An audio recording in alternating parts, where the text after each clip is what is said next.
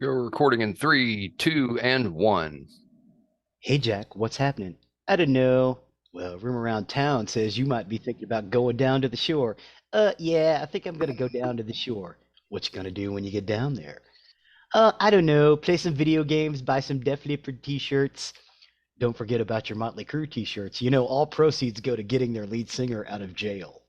Blah, blah, blah, blah, blah. Welcome to episode 124 of Nerdery Murdery. Big 124, I'm Zig with your nerdery. And I'm Geoffrey with your Murdery. Welcome to another week of the ups and the downs, the highs, the lows, the good and the bad, the nerd and the murd.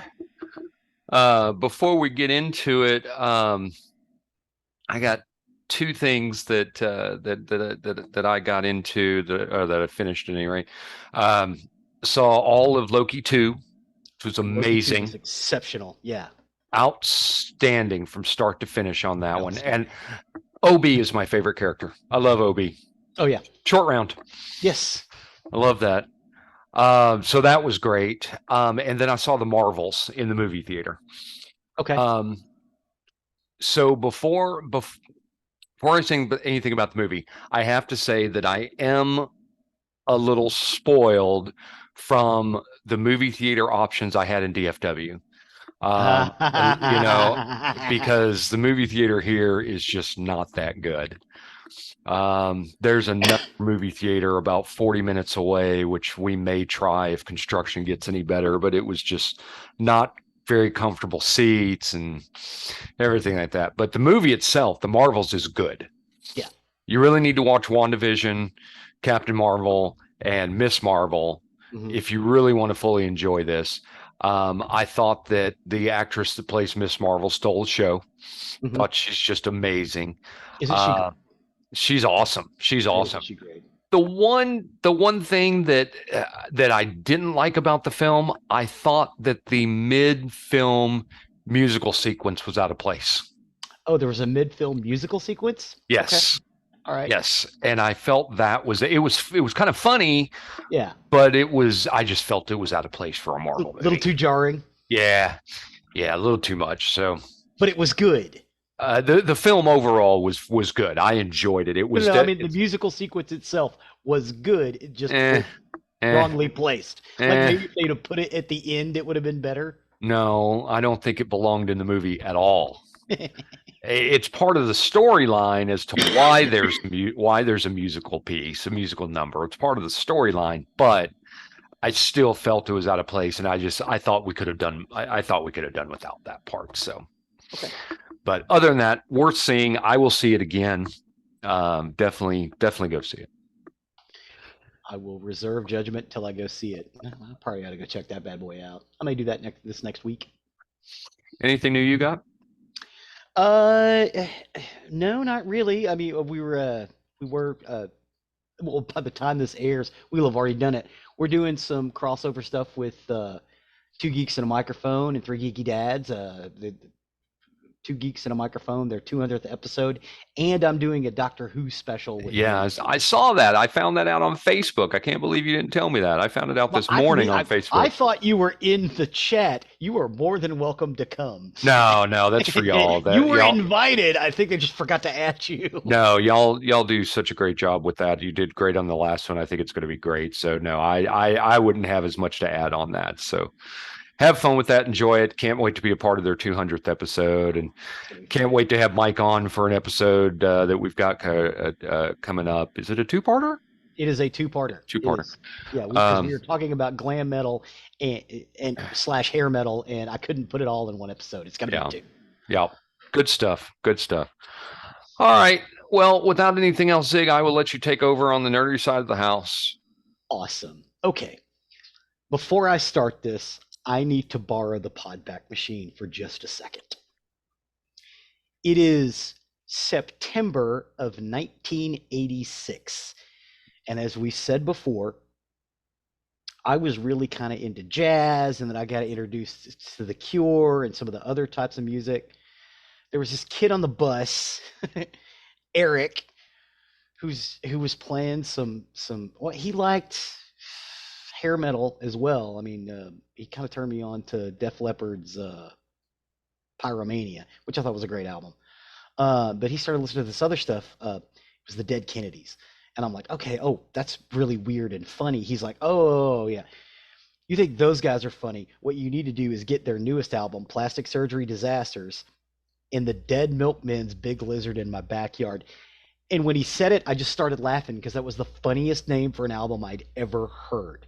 So I go down to Sound Warehouse on Camp Bowie and I go and pick up a vinyl copy of Big Lizard in My Backyard. They don't have Plastic Surgery Disasters by the Dead Kennedys. They were just out. But they do have Let It Be by the Replacements. And I love that album cover. So I bought both of those albums that day because I was going to buy 2 records regardless. And I took them home and I listened to Let It Be and it was all right. It wasn't until later that I really got into that album, even though I owned it. Big Lizard in My Backyard by the Dead Milkmen, I thought was one of the funniest things I had ever heard at 13 years old. I thought it was great that it was music, but it was also humor. Because, as you know, I was a real big proponent of humor at the time, and I was listening to basically jazz, but this stuff kind of struck a chord with me and has been with me my whole life. I even turn my kids on to the Dead Milkmen, and they think it's funny too. I barely consider them music. Watching Scotty Die gets played in my house all the time from the album Bucky Fellini. So we're going to talk about their first 3 albums: Big Lizard in My Backyard, Eat Your Paisley, and Bucky Fellini. I owned number 1 and number 3. I owned Big Lizard in My Backyard on vinyl and Bucky Fellini when it first came out. I didn't own Eat Your Paisley because the kid up the street from me, Christina, had Eat Your Paisley, so we would, listen to it together. But yeah, so I take it you listened? Yes. You're not a fan? No. Not even Bitchin' Camaro? No, I hate Bitchin' Camaro. I hate Bitchin' Camaro because I had this guy that I knew in high school that I hung out with all the time. Mm-hmm. And when that song came out, all I'd hear from him constantly was Bitchin' Camaro, Bitchin' Camaro. I ran over my neighbor. I got so fucking tired of hearing that shit and listening to it. Just I can't stand it. I can't stand this group. I can't stand this group. Can't stand this group. Can't stand them. Nope. Not at all. No. Oh, okay. I think they have nothing redeeming. You don't even think they're funny? No. I love these guys. I love these guys for the same reason I love the Violent Femmes and They Might Be Giants. They're funny. They're musical. They're kind of crazy. No, They Might Be Giants is funny and musical. These guys are stupid. Well, the Dead Milkmen is an American punk rock band formed in 1983 in Philadelphia. Their original lineup consisted of vocalist and keyboardist Rodney Linderman, or Rodney Anonymous, guitarist and vocalist Joe Gennaro, Joe Jack Talcum, bassist Dave Schultze, Dave Blood, and drummer Dean Sabatino, Dean Clean. So back in the day, if you were in a punk band before like 1985, you didn't use your own name. You used the weird name. Everybody did it. They stopped doing it because it's kind of dumb. Which is why you get Johnny Rotten and Sid Vicious and Dean Clean. The band distinguished itself from its hardcore punk scene of the early 80s through its jangly punk sound and sardonic humor delivered with thick Philadelphia accents. And when I say thick Philadelphia accents, they mean it. These guys sound like they have cheesesteaks in their hand while they're singing. Sound like they have stupid in their hands while they're singing. Geoffrey's not a fan. Was it Clayton? Yeah. Okay, Clayton that was into it. Okay. Yeah. See, yeah, that's true. Clayton and I have discussed the weird punk stuff before. That makes sense. Okay. Love you, Clayton. They attracted college radio attention with their 1985 debut album, Big Lizard in My Backyard, and the song Bitchin' Camaro. Extensive touring and further releases helped the band garner an underground following. The band enjoyed international success on the strength of Punk Rock Girl, which was a hit Maybe they should have stayed underground. They went back to being underground shortly after that. They didn't stay there long enough.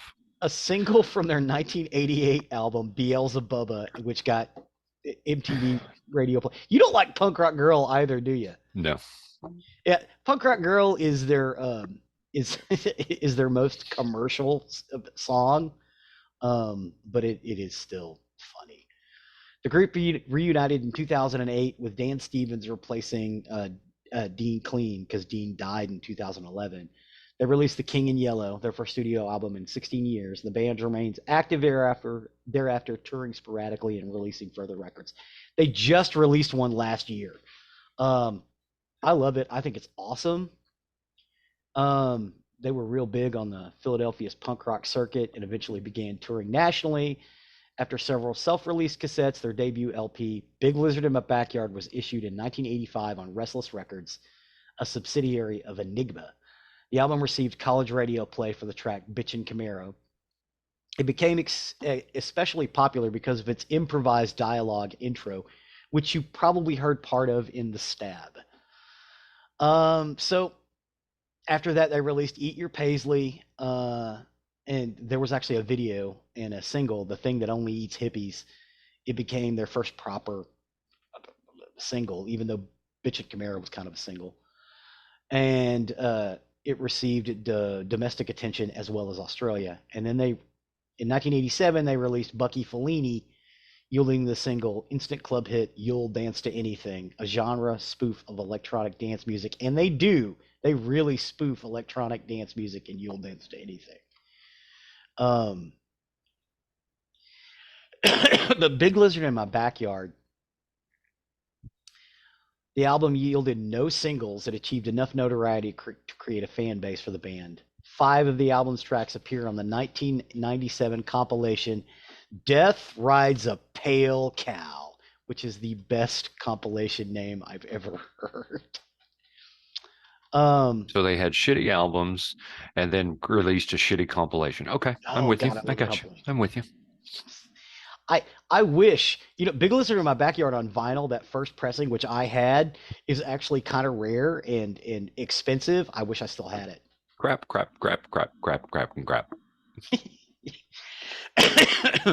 Gosh, I'm opinionated on this one. Yeah, I see that. So the song listings are Tiny Town, Beach Song, Plum Dumb, Swordfish, VFW, Rastabilly, Serrated Edge, Lucky, Big Lizard in My Backyard, Gorilla Girl, Bitchin' Camaro, Filet of Soul, which is kind of a jazz track, which is weird, Spit Sink, Violet School, Taking Retards to the Zoo, Junkie, Right Wing Pigeons, Dean's Dream, Laundromat Song, Nutrition, and Tagunia, which is an instrumental. Again, I memorized this album because I thought it was funny. And it wasn't just because of Bitchin' Camaro.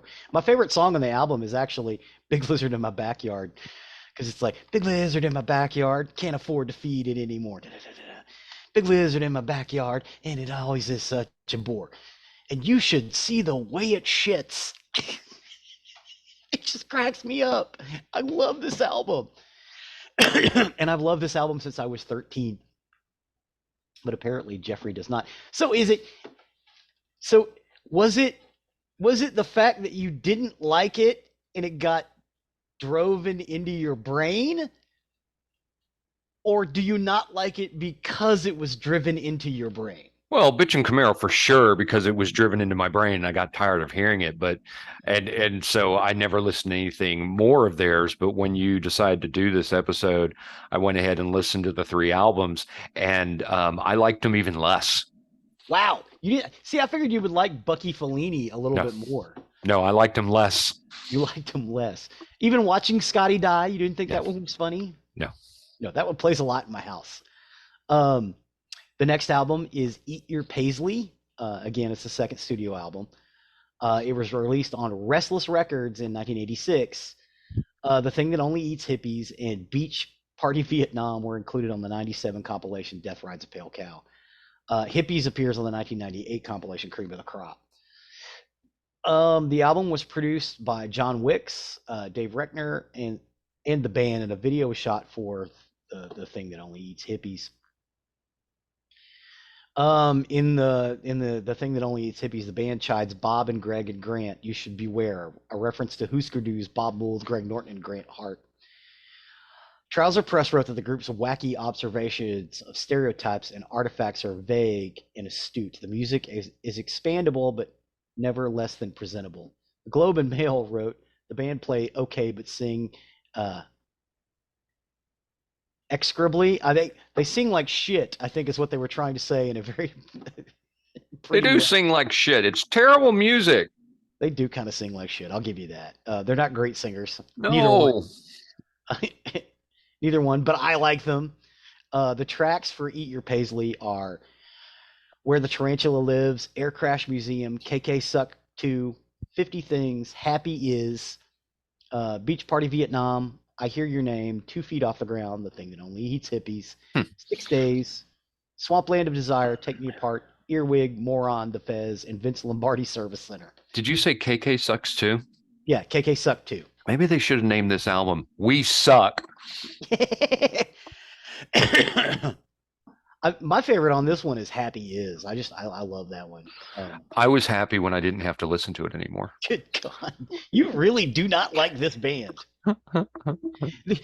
Nothing at all. You didn't like one single song. I didn't think there was any redeeming value in any of it. Okay. I hated my life to have to listen to this list. Oh my God! I wondered if there would ever be anything good in my life again after having listened to that. Wow, dude! I don't think any of the 3 of these albums is longer than 40 minutes. No, they're not. Thankfully, they're short songs. I was able to get through it quickly. The third album, Bucky Fellini, was released in 1987 by Enigma. The album peaked at number 163 on the Billboard 200. The album produced 1 single, instant club hit, You'll Dance to Anything. An EP was released containing the singles and multiple mixes, as well as previously unreleased tracks. The tracks, 2 others from the Bucky Fellini appearance, are on the 1997 compilation, again, Death Rides a Pale Cow. And I Am the Walrus is not a cover of the Beatles song. And I was hoping it would be. I thought maybe I would have something redeeming at that point. Yeah. Watching Scotty Die was covered by Mischief Brew in 2008 on their split with the Milkmen's Joe Jack Talcum. Watching Scotty Die is my favorite song on this album. It may be my favorite Dead Milkmen song. It's got kind of a weird sort of country sound to it. So like the Violent Femmes, they experiment with different genres of music. And Watching Scotty Die is just this sad song about this guy who has this house next to a chemical plant and his son is slowly dying.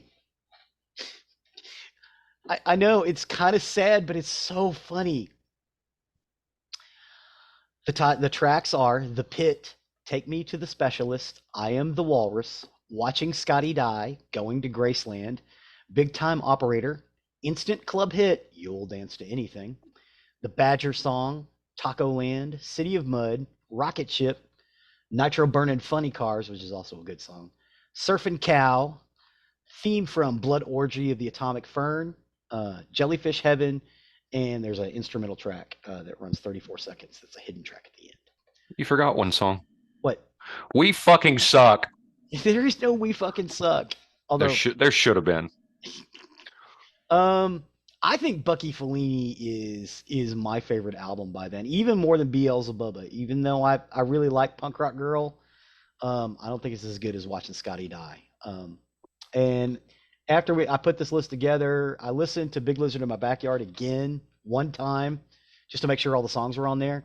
The same with Eat Your Paisley.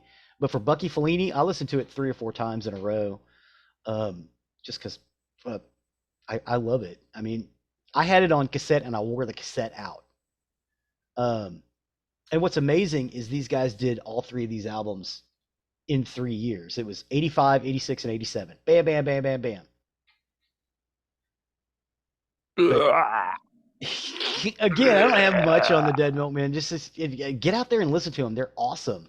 I love these guys. They are one of my favorites, and they encapsulate the humor and sardonic idea as I had in my youth and in my adulthood. Geoffrey disagrees. Well, I appreciate your coverage on that kind of stuff. I can at least appreciate that. If you like Zig's musical list, then give this a listen and see what you think. If you want to trust me, fucking don't do it. Take a piece of your life back and don't fucking do it. Oh my God. And Zig froze up on us. Uh-oh, he froze Hope up you're right at the wrong listening. time. There he is. Now he's unfrozen. You hope who's listening? Clayton. Oh, Love yeah, I you, don't know. Clayton. Hope you're listening. I don't know. Ah, terrible. Terrible. All right. Well, with that, we will step over to the murdery side of the house. Murder. For today, I got my information off Wikipedia, Smithsonian Magazine, Investigation Discovery, The Crime Wire, and Legends of America. And this is the story of the Sodder Children disappearance. So, Zig froze again. I wonder if it's on my end. You there, Zig? Hello. Are you there?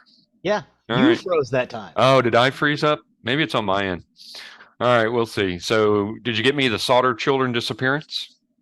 The Sodder Children disappearance. Awesome. Well, as I originally had a different episode here, but I was looking at dates of release and everything like this. So since this is Christmas Eve when this releases, how about a nice Christmas Eve story to tuck the kids in with? Hey, very nice. Is it going to be like Silent Night, Deadly Night? I haven't seen that yet. I need to. Or wait, I'm thinking of a different movie. I'm thinking of, was it Deadly Santa? No. Werewolf Santa? No, not Werewolf Santa. There's another Santa movie out. Two Geeks and a Microphone covered it. It's with the guy from Stranger Krampus? Things. No, it's with the guy from Stranger Things, the cop from Stranger Things. Oh, yeah, I think it is called Deadly Santa. With Yeah. David Harbour. Yeah, David Harbour, something like that. But no, this is not like that. So for nearly 4 decades, anyone driving down Route 16 near Fayetteville, West Virginia, could see a billboard bearing the grainy image of 5 children, all dark-haired and solemn-eyed, their names and ages. Maurice, 14, Martha, 12, Lewis, 9, Jenny, 8, and Betty, 5, stenciled beneath, along with the speculation about what happened to them. Fayetteville, West Virginia was and is a small town with a main street that doesn't run longer than 100 yards, and rumor always played a larger role in the case than evidence. No one even agreed on whether the children were still dead or alive. On Christmas Eve, December 24th, 1945, a fire destroyed the Sodder residence. At the time, it was occupied by George Sodder, his wife Jenny, and 9 of their 10 children. One son was away in the Army. During the fire, George, Jenny, and 4 of the 9 children escaped. The bodies of the other 5 children have never been found. The surviving Sodder family believed for the rest of their lives that the 5 missing children survived. The Sodders never rebuilt the house, instead converting the site to a memorial garden to the lost children. And in the 1950s, as they came to doubt that the children had perished, the family put up a billboard at the site alongside Route 16, as I mentioned before, with pictures of the 5, offering a reward for information that would bring closure to the case. That billboard remained standing until shortly after Jenny Sodder's death in 1989. So for 49 years. Wow. In support of their belief that the children survived, the Sodders had pointed to a number of unusual circumstances before and during the fire. George disputed the Fayetteville Fire Department's finding that the blaze was electrical in origin, noting that he had recently had the house rewired and inspected. George and his wife suspected arson, leading to theories that the children had been taken by the Sicilian mafia, perhaps in retaliation for George's outspoken criticism of the fascist government of his native Italy. State and federal efforts to investigate the case further in the early 1950s yielded no information. The family did, however, later receive what may have been a picture of one of the boys as an adult during the 1960s, and the last surviving daughter, along with their grandchildren, continued to publicize the case into the 21st century in both media and online. George Sodder was born with the name Giorgio Soddu in Puglia, Sardinia, Italy in 1895. He immigrated to the United States 13 years later with an older brother who went back home as soon as both boys had cleared customs at Ellis Island. For the rest of his life, George, as he became known, would not talk much about why he left his homeland, and Sodder eventually found work on the railroads in Pennsylvania, carrying water and other supplies to workers. After a few years, he took more permanent work as a driver in Smithers, West Virginia, and then he started his own trucking company, initially hauling fill dirt to construction sites and later hauling coal mined in the region. Jenny Cipriani, who was a storekeeper's daughter in Smithers, had also immigrated from Italy to her childhood and became George's wife. They had 10 children between 1923 and 1943. The Sodders settled outside of nearby Fayetteville, which had a large population of Italian immigrants, in a two-story timber frame house 2 miles north of town. In 1923, they had the first of their 10 children, and as George's business prospered, they became one of the most respected middle-class families around, in the words of one local official. However, George had strong opinions about many subjects and was not shy about expressing them, sometimes alienated people. In particular, his strident opposition to Italian dictator Benito Mussolini had led to some strong arguments with other members of the immigrant community. The last of the Sodder children, Sylvia, was born in 1942. By then, their oldest son, Joe, who was 21, had left home to serve in the military during World War II. The following year, Mussolini was deposed and executed. However, George's criticism of the late dictator had left some hard feelings. In October of 1945, a visiting life insurance salesman, after being rebuffed, warned George that the house would, quote, would go up in smoke and your children are going to be destroyed. And he attributed all this to the, quote, dirty remarks you had been making about Mussolini. Another visitor to the house, ostensibly seeking work, took the occasion to go around the back and warn George that a pair of fuse boxes would cause a fire someday. As I'd stated before, George was puzzled by the observation, since he had just had the house rewired when an electric stove was installed, and the local electric company had said afterwards it was safe. In the weeks before Christmas that year, George's older son had also noticed a strange car parked along the main highway through town, its occupants watching the younger Sodder children as they returned home from school. So the family celebrated on Christmas Eve 1945. Marion, who was 19, the oldest daughter, had been working at a dime store in downtown Fayetteville, and she surprised three of her younger sisters, Martha, Jenny, and Betty, with new toys she had brought them as gifts. The younger children were so excited they asked their mother if they could stay up past what would have been their usual bedtime. And at 10 p.m., Jenny told them they could stay up a little later as long as the two oldest boys who were still awake, Maurice and his older brother Louis, remembered to put the cows in and feed chickens before going to bed themselves. George and the two oldest boys, John and George Jr., who had spent the day working with their father, were already asleep. After reminding the children of those remaining chores, she took Sylvia upstairs with her and they went to bed together. The telephone rang at 12:30 a.m. Jenny woke and went downstairs to answer it. The caller was a woman whose voice she didn't recognize, asking for a name she was not familiar with, and there was the sound of laughter and clinking glasses in the background. Jenny told the caller she had reached a wrong number, later recalling that the woman had a weird laugh. She then hung up and returned to bed. As she did, she noticed that the lights were still on and the curtains were not drawn, two things the children normally attended to when they stayed up later than their parents. Marion had fallen asleep on the living room couch, so Jenny assumed the other children who had stayed up later had gone back to the attic where they slept. So she closed the curtains, turned out the lights, and returned to bed. At 1 a.m., Jenny was awakened by the sound of an object hitting the house's roof with a loud bang and then a rolling noise. She listened but heard nothing further, so she went back to sleep, but after another half hour, she woke up again smelling smoke. When she got up again, she found that the room George used for his office was on fire around the telephone line and the fuse box, and Jenny woke him, and he in turn woke up his older sons. Both parents and four of their children, Marion, Sylvia, John, and George Jr., escaped the house. They frantically yelled to the children upstairs, but heard no response, and they could not go up there as the stairway itself was already on fire. John said in his first police interview after the fire that he went up to the attic to alert his siblings sleeping there, although he later changed his story to say he only called up there and did not actually see him. Efforts to find aid and rescue the children were unexpectedly complicated. Their phone didn't work. So Marion ran to a neighbor's house to call the Fayetteville Fire Department. A driver on the nearby road had also seen the flames and called from a nearby tavern, but they were also unsuccessful, either because they couldn't reach the operator or because the phone line there turned out to be broken. It was either the neighbor or another passing motorist that eventually was successful in reaching the fire department from another phone in the center of town, and they actually personally found the fire chief before help could be summoned. We got the fire chief up out of bed. Yeah, and we'll talk about this. I'll bring it up here. We talk about it again later. Because of the way it was set up, they had to go to a phone tree, and one fireman would call another fireman, who would call another fireman, who would call another before they could get everybody aroused. Okay. During Christmas Eve. Right. George, this time barefoot, attempted to climb the house's outside wall and broke open a window, cutting his arm in the process.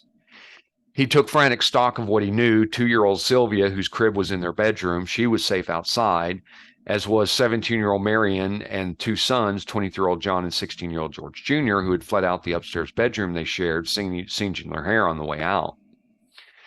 He figured Maurice, Martha, Louis, Jenny, and Betty still had to be up there, cowering in the 2 bedrooms on either end of the hallway, separated by a staircase that was now engulfed in flames. George and his sons decided they could use the ladder to go to the attic to rescue the other children, but it wasn't in its usual spot, resting against the house, and nobody could find it nearby. They then thought about their water barrel, which could have been used to extinguish the fire, but it was frozen solid. December, yeah.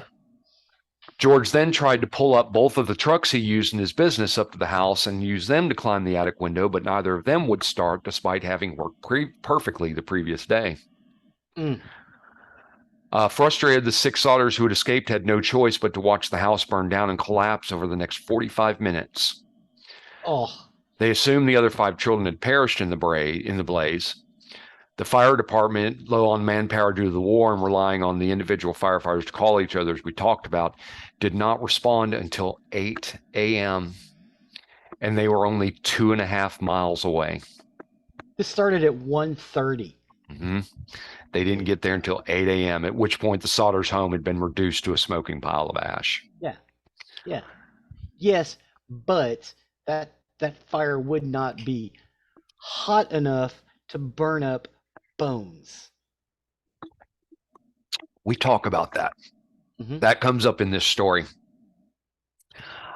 Chief F.J. Morris said the next day that the already slow response was further hampered by his inability to drive the fire truck, requiring that he wait for someone else to arrive who was available.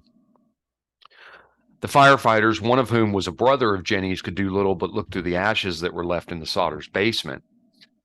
By 10 a.m., Morris told the Sodders that they had not found any bones, as might have been expected if the other children had been in the house as it burned. According to another account, they did find a few bone fragments and internal organs, but chose not to tell the family. And it's also been noted by modern fire professionals that their search was cursory at best. Nevertheless, Morris believed that the 5 children unaccounted for had died in the fire, suggesting it had been hot enough to burn their bodies completely. Morris told George to leave the site undisturbed so that the state's fire marshal office can conduct a more thorough investigation. However, after 4 days, George and his wife could not bear the site anymore, so he bulldozed 5 feet of dirt over the site with the intention of converting it to a memorial garden for the lost children. The local coroner convened an inquest the next day, which held that the fire was an accident caused by faulty wiring. But among the jurors was the man who had threatened George that his house would be burned out and his children destroyed in retribution for his anti-Mussolini remarks. Interesting side note there. Death certificates for the 5 children were issued on December 30th. The local newspaper contradicted itself, stating that all the bodies had been found, but then later in the same story reporting that only part of one body was recovered. George and Jenny were too grief-stricken to attend the funeral on January 2nd, 1946, but their surviving children did. Not long after, as they tried to rebuild their lives, the Sodder family started to question the official findings about the fire. They wondered why, if it had been caused by an electrical fire, the family's Christmas lights remained on throughout the fire's early stages when the power should have been out. Then they found the ladder that had been missing from the side of the house at the bottom of an embankment 75 feet away. A telephone Huh. repair, yeah. A telephone repairman told the Sodders that the house's phone line had not been burned through the fire as he initially thought, but cut by someone who had been willing and able to climb 14 feet up the pole and reach 2 feet away from it in order to do so. There was a man whom neighbors had seen stealing a block and tackle from the property around the time of the fire, and he was identified and arrested. He admitted to the theft and claimed he had been the one to cut the phone line, thinking it was a power line, but denied having anything to do with the fire. However, no record identifying the suspect exists, and why would he have wanted to cut any utility lines at the Sodder house while stealing the block and tackle? It's never been explained. Mm-hmm. Jenny did say in 1968 that if he had cut the power line, she and her husband, along with their other 4 children, would have never been able to make it out of the house. Yeah. Jenny also had trouble accepting Morris's belief, and all the traces of the children's bodies had been burned completely in the fire. Many of the household appliances had been found, still recognizable in the ash, along with fragments of the tin roof. She contrasted the results of the fire with a newspaper account of similar house fire that she had read around the same time that killed a family of 7, and skeletal remains of all the victims were reported to have been found on the case. Jenny burned small piles of animal bones, chicken bones, beef joints, and pork chop bones to see if they would be completely consumed, but none ever were. An employee of a local crematorium she contacted told her that human bones remain even after bodies are burned at 2,000 degrees Fahrenheit for 2 hours, far longer than and hotter than the fire in the house could have been. The Sodders' truck failure to start was also considered. George believed they had been tampered with, perhaps by the same man who stole the block and tackle and cut the phone line. However, one of George's son-in-law told the Charlotte Gazette-Mail in 2013 that he had come to believe that Sodder and his sons might have, in their haste to start the truck, flooded the engines. Some accounts have suggested the wrong number phone call to the Sodder house might have also been connected to the fire. However, investigators later located the woman who made the call, and she confirmed it had been a wrong number on her part. She was just drunk. Yep. Drunk, calling from a bar. As spring approached, the Sodders, as they would, planted flowers in the soil, bulldozed over the house. Jenny tended to it carefully for the rest of her life. However, further developments in early 1946 reinforced the family's belief that the children they were memorializing might in fact be alive somewhere. Evidence soon emerged indicating that the fire had not started an electrical fault and was instead set deliberately. The driver of a bus that passed through Fayetteville late Christmas Eve said he had seen people throwing balls of fire at the house. Remember the thumps on the roof? Molotov cocktails. A few months later, when the snow melted, Sylvia found a small, hard, dark green rubber ball-like object in the brush nearby. George, recalling his wife's account of the loud thump on the roof before the fire, said it looked like a pineapple bomb hand grenade or some other incendiary device used in combat. The family later claimed that, contrary to the fire marshal's conclusion, the fire had started on the roof, although by then there was no way to prove it. Other witnesses claimed to have seen the missing Sodder children themselves. One woman who had been watching the fire from the road said she had seen some of them peering out of the back of a passing car while the house was burning. Another woman at a rest stop between Fayetteville and Charleston said she had served them breakfast the next morning and noted the presence of a car with Florida license plate in the rest stop parking lot as well. The Sodders then hired a private investigator named C.C. Tinsley from the nearby town of Gauley Bridge to look into the case. Tinsley informed the family that the insurance salesman who had threatened Georgia's anti-Mussolini settlements had been on the coroner's journey that ruled the fire an accident, as I stated that before. Yep. He also learned of rumors around Fayetteville that despite his reports to the Sodders that no remains had been found in the ashes, that Morris had found a heart which he later packed into a metal box and secretly buried. Morris had apparently confessed this to a local minister, who in turn confirmed it to George. George and Tinsley went to Morris and confronted him with this news, and Morris agreed to show the two where he had buried the metal box, and they dug it up.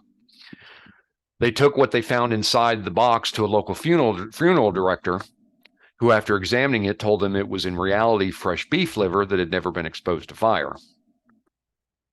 Later, more rumors circulated around Fayetteville that Morris had afterwards admitted the box with the liver had indeed not come from the fire originally.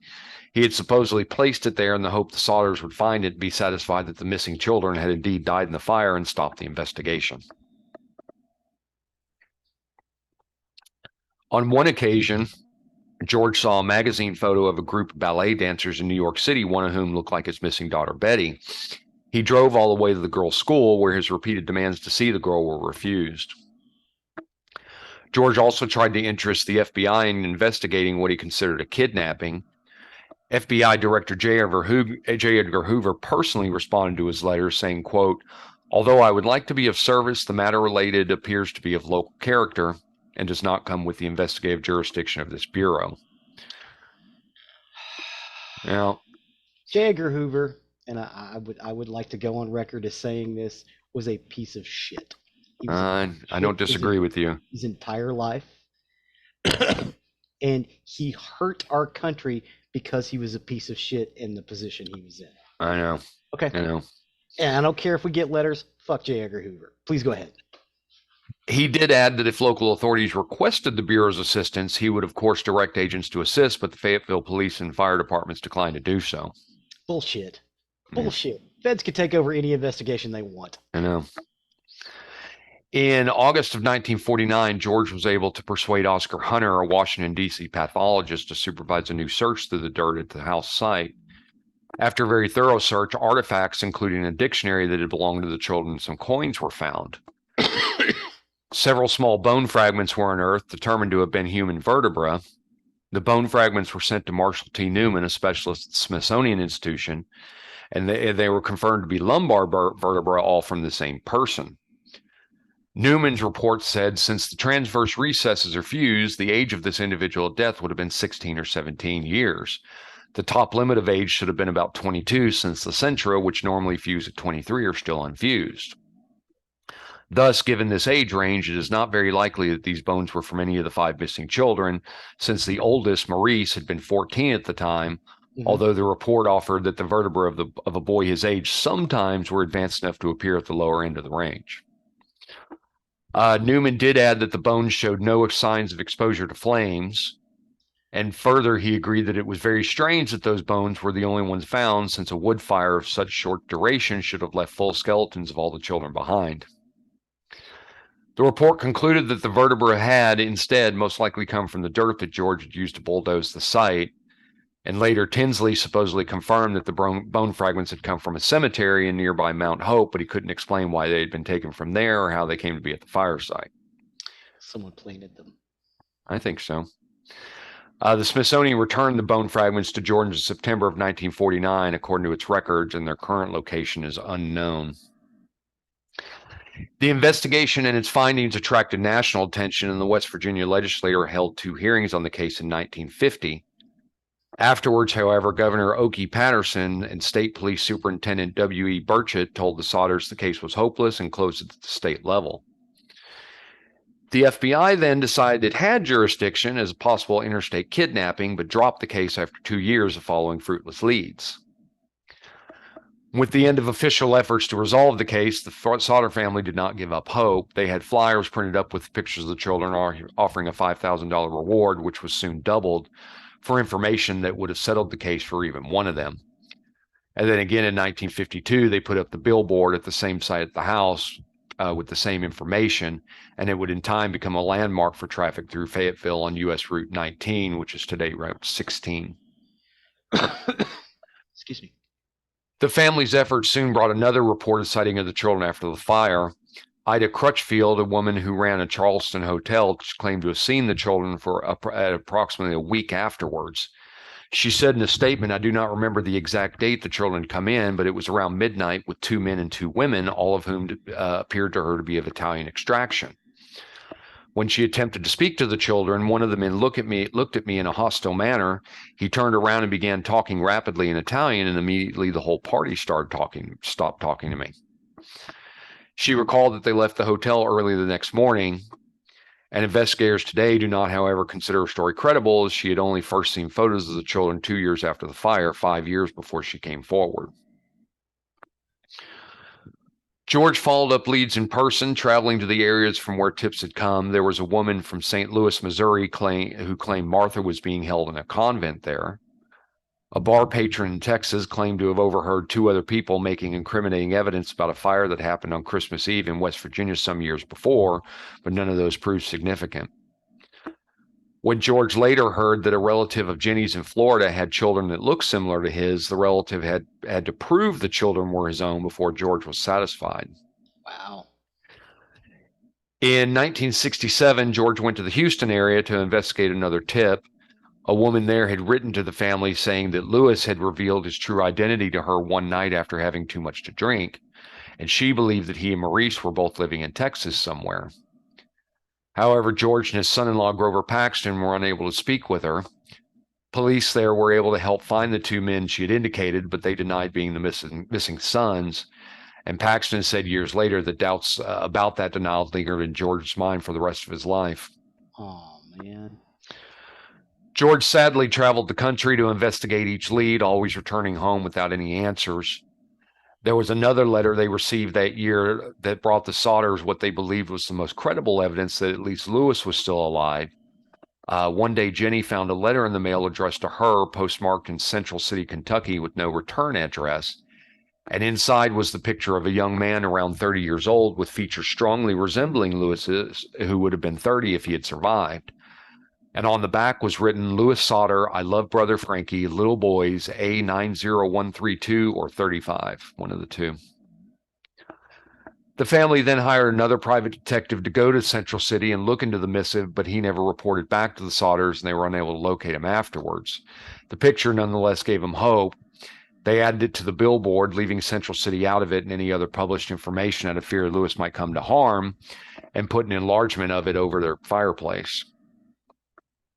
George admitted to the Charleston Gazette-Mail late the next year that the lack of information had been like hitting a brick wall and that they couldn't go any further, but he nevertheless vowed to continue.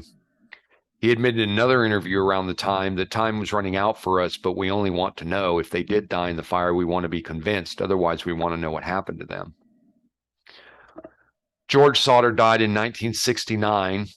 Jenny and her surviving children, except John, who never talked about the night of the fire except to say the family should accept what happened and move on with their lives, continued to seek answers to their questions about the missing children's fate. After George's death, Jenny stayed in the family home, putting up fencing around it and adding additional rooms. For the rest of her life, she wore black in mourning and tended to the garden at the side of the former house. And then after her death in 1989, the family finally took down the weather-worn billboard. The surviving Sodder children, joined by their own children, continued to publicize the case and investigate leads. They, along with older Fayetteville residents, have theorized that the Sicilian Mafia was trying to extort money from George, and the children may have been taken by someone who knew about the planned arson and said they would be safe if they left the house. They were possibly taken to Italy. If the children had survived all those years and were aware that their parents and siblings had survived too, the family believes they may have avoided contact in order to keep them from harm. Sylvia Sodder Paxton, the youngest of the surviving Sodder siblings, died in 1921. She, of course, was in the house of the night of the fire, which she said was her earliest memory. She said to the Gazette-Mail in 2013, I was the last one of the kids to leave home. She and her father often stayed up late talking about what might have happened. She said, I experienced their grief for a very long time. She believed that her siblings survived that night and assisted with efforts to find them and publicize the case. And her daughter said in 2006, she promised my grandparents she wouldn't let the story die and that she would do everything she could. In the 21st century, the family's efforts to have come to include online forums like websleuths.com in addition to media coverage. The increase in the latter have led some who have examined the case to believe that the children did in fact die in 1945. George Bragg was a local author who wrote about the case in 2012 in his book, West Virginia's Unsolved Mysteries. He believes that John was telling the truth in his original account and that he tried to physically awaken his siblings before fleeing the house. He allows that the conclusion may still not be correct. He said, quote, logic tells you that they possibly did burn up in the fire, but you can't always go by logic. Stacey Horn, who did a segment on the case for National Public Radio around its 60th anniversary in 2005, also believes the children's death in the fire is the most plausible solution. In a contemporaneous post on her blog with material she had cut right after her story for the time, she noted that the fire had continued to smolder all night after the house collapsed, and 2 hours was not enough time to search the ash thoroughly. Even if it had, the firefighters might have not have known what to look for. She said, however, there is enough genuine weirdness about this whole thing that if someday it is learned the children did not die in the fire, I won't be shocked. Mhm. And finally, in 2022, the History Channel aired an episode of its series, History's Greatest Mysteries, that detailed the events of the case. Wow. And that is the story of the Sodder Children disappearance. Well, thank you for that, sir. That's a weird one. I know. May not be a murder at all. It may not be. It's just it's one of those that I've covered from time to time, disappearances that we don't have answers for. Yeah. But this one, was really so highly publicized and still going on as 2022. They did something on the History Channel about it. It's just just a wild story, and without any bone fragments, I wonder what happened to the children. Who knows? Who knows? It's just a weird one. So thanks for taking that journey with me. I really appreciate it. Thank you, sir. Merry Christmas. Merry Christmas to everybody. Yes, this will be Christmas Eve, so Merry Christmas. Hope you're enjoying your nerdery murdery on Christmas Eve. Whoop, whoop. That'll take us to the end of another recording week. And as always, you can find more information about us on nerderymurdery.com. That's our hub for everything about us.